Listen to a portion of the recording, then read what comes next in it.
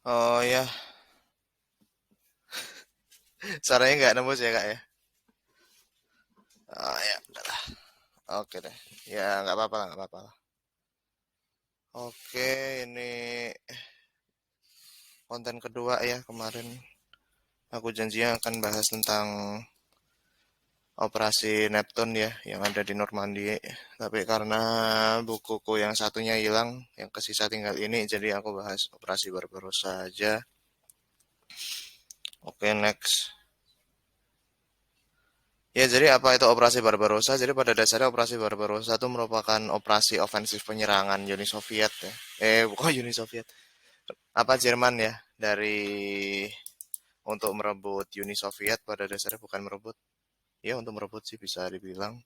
Untuk merebut Uni Soviet untuk mengalahkan juga.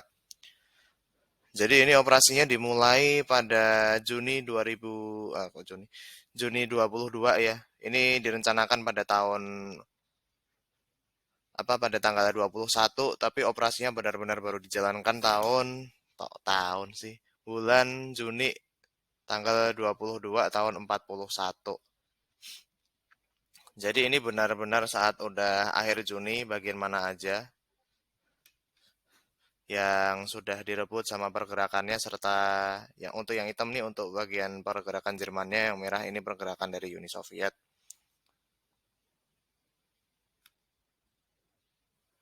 Oh iya, untuk bagaimana bisa terjadinya itu sebetulnya udah lumayan panjang. Pada dasarnya tuh Jerman sama Uni Soviet telah menandatangani perjanjian Molotov dan Ribbentrop ya tahun 39, bahkan sebelum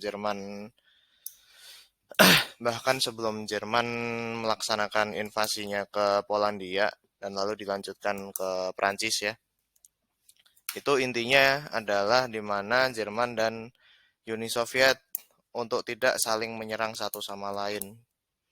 Jadi mereka berharap bisa berdamai lah. Jadi Uni Soviet tetap menguasai bagian timur Eropa, Jerman menguasai bagian tengah dan juga baratnya. Kurang lebihnya isinya seperti itu.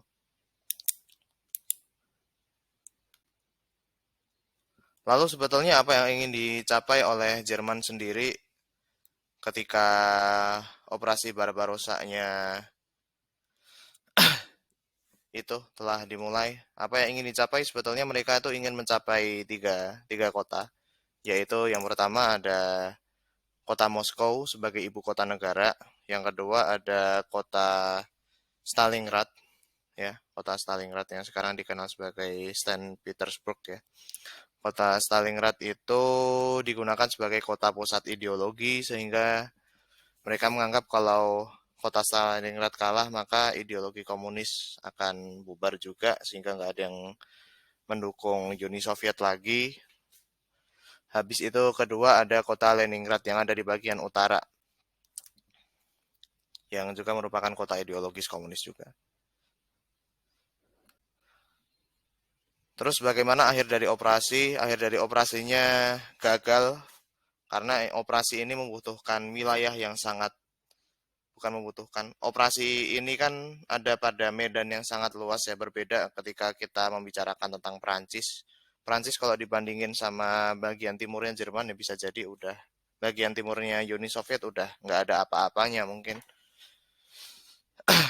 Terus juga ini operasinya juga membutuhkan waktu yang sangat cepat karena pada saat operasi ini Jerman menggunakan taktiknya lagi yaitu taktik Blitzkrieg. Cuma karena untuk wilayah yang terlalu luas dan tidak mungkin dimenangkan dalam waktu tepat, dalam waktu cepat, sehingga operasinya akhirnya diberhentikan pada Desember tahun 1941, tepatnya pada musim dingin ya. Oke. Sekarang kita masuk ke faktor kegagalannya. Apa saja faktor kegagalannya? Jika kita lihat di peta ini petanya baru tahun 41 ya. Ya artinya pas sekali saat saat operasinya dihentikan ya, akhir tahun 41. Kalau kita lihat dari semuanya, kota yang benar-benar baru didapatkan itu baru kota Leningrad yang ada di utara. Itu pun kotanya belum runtuh sepenuhnya karena kotanya ada di dalam pengepungan ya. ada di dalam pengepungan, yaitu antara di pengepungan yang di selatan itu dari pasukan Jerman, yang utaranya ada pasukan Finlandia yang kala itu bersekutu dengan Jerman. Yang sebelumnya juga Finlandia juga diinvasi oleh Uni Soviet ya, tapi gagal, akhirnya malah Finland bisa dibantu oleh Jerman itu sendiri.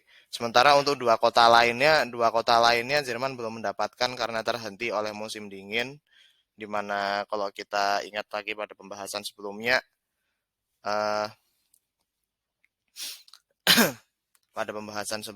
kita ingat kalau pasukan Jerman itu sangat bergantung oleh dua hal, yaitu pasukan apa? Yaitu pasukan bermotornya atau motorized infantry sama mechanized infantry yang menggunakan senjata seperti tank, habis itu kendaraan lapis baja dan lain-lain, sehingga kalau musim dingin bensinnya pasti beku, jalanannya rusak.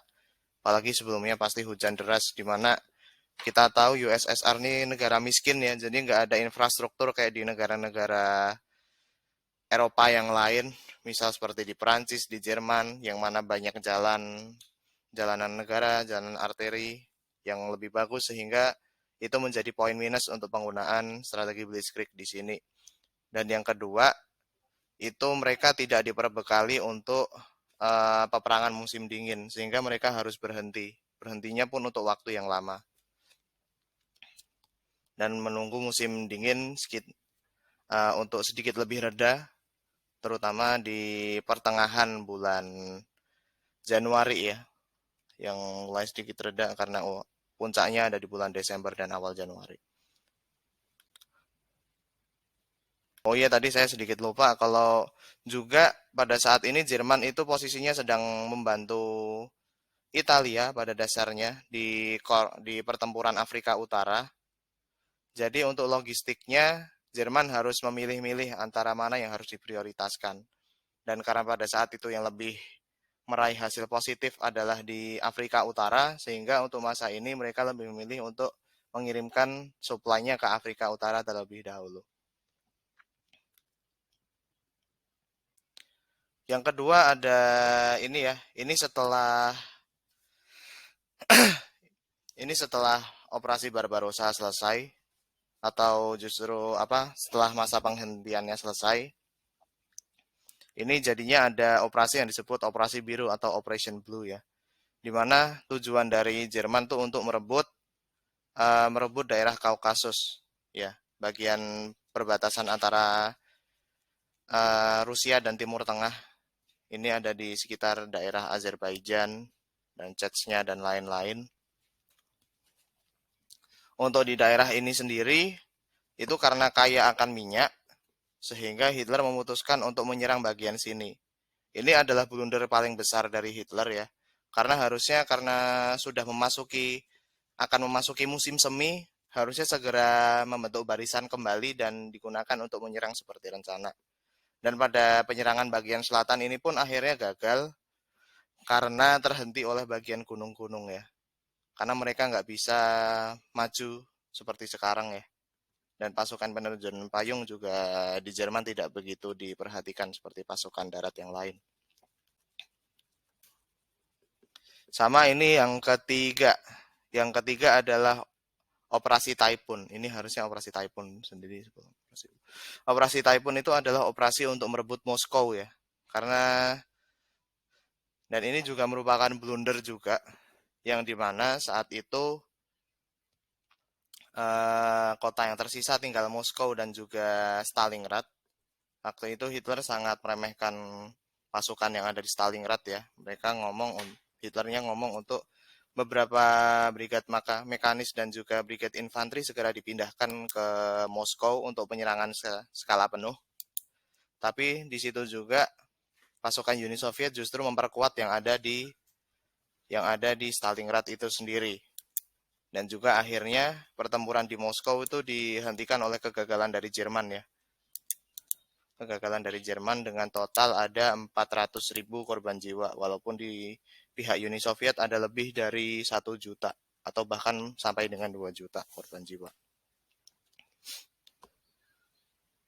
Sehingga dari itu pasukan Jerman ke-11 atau ke-7 itu terjebak di sini.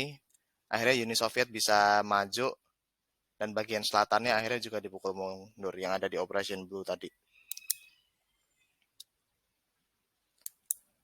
Dan untuk yang terakhir, untuk ofensif Jerman yang ada di bagian wilayah timur ini itu hanya bertahan sampai dengan 1943 ya. Atau lebih tepatnya waktu operasi Citadel di pertempuran daerah Kursk.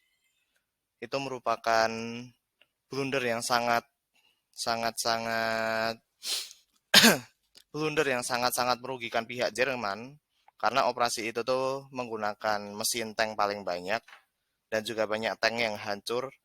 Jadinya selain terjadinya pemborosan, ada penurunan moral yang luar biasa karena udah digagalkan 3 kali oleh misi yang sebelumnya menggunakan strategi yang sangat progresif dan cukup cepat juga dalam menguasai timur Uni Soviet, tapi akhirnya gagal.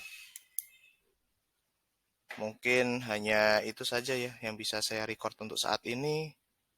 Jika ada apa-apa ya bisa cek di komen lah. Oh ya, untuk bukunya saya pakainya ini, sama untuk satunya lagi saya pakai judulnya itu apa? World War II at Europe ya. Itu bukunya bahasa Inggris tapi cukup singkat juga, bahkan lebih tipis daripada ini bukunya. Kalau ingin menggunakan ya monggo.